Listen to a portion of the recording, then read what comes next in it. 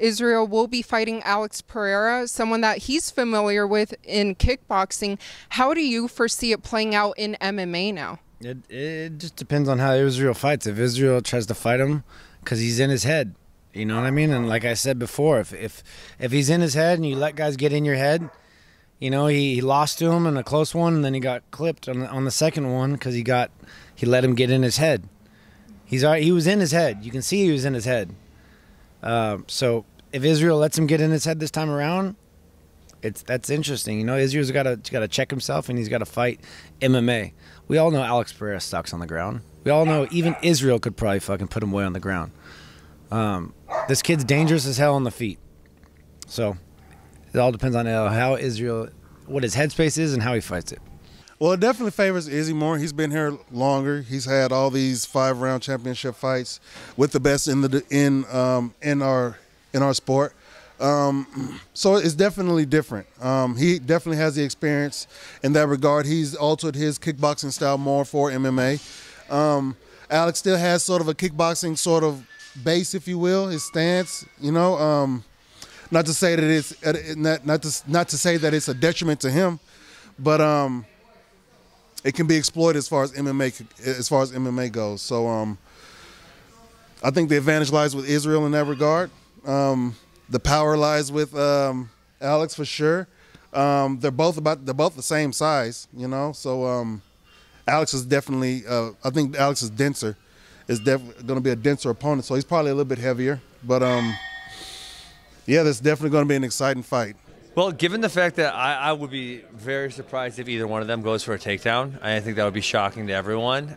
Given the fact that Pereira beat him twice in kickboxing, I don't really have any reason to believe that he's not going to do the same in MMA, given that the fight is going to be either primarily or almost all standing. Hey guys, I want to tell you about the easiest way to get in on some action for this weekend's UFC 281, and that's with Underdog Pick'em, of course. And what better way than with all these beautiful dogs behind me?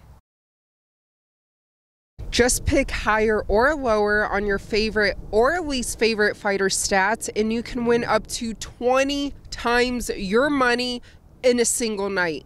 Would you take Dustin higher than 49.5 significant strikes? What about Israel higher than 96.5 significant strikes? Pick between 2 and 5 fighters to fill out your pick'em entry.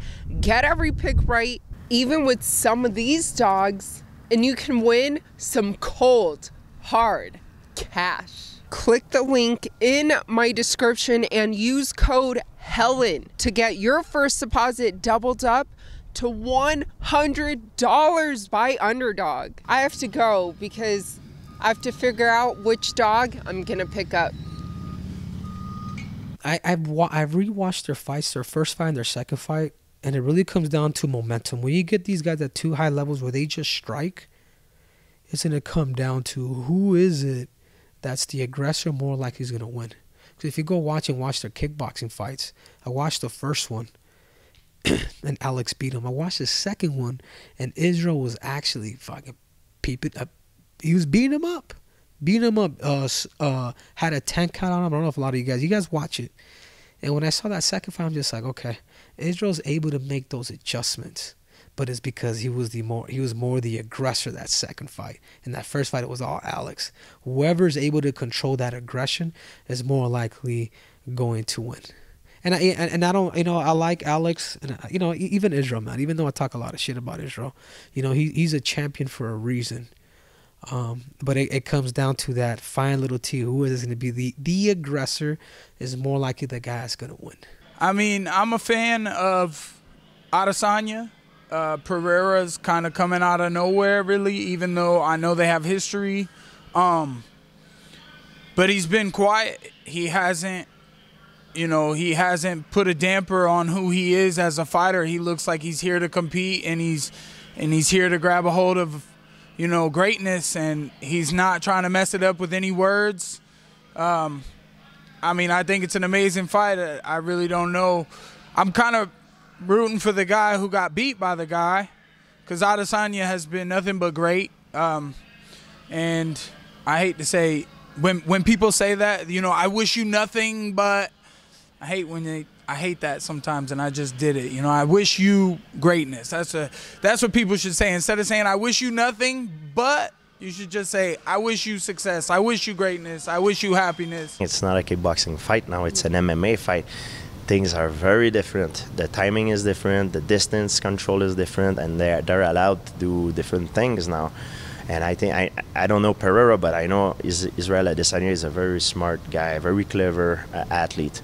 So I know he's going to be very well prepared for this fight, and we might.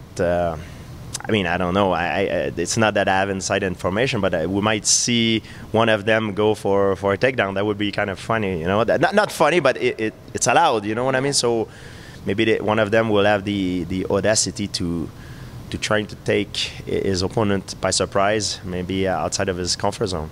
Is there one you favor a little more right now?